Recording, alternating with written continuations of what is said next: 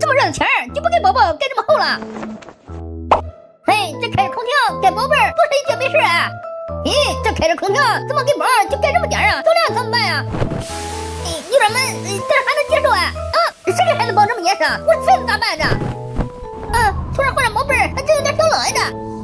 盖的这么薄，孩子生病怎么办呀这？都给孩儿裹成肚子了，够手咋整呀这？穿厚点，盖薄点。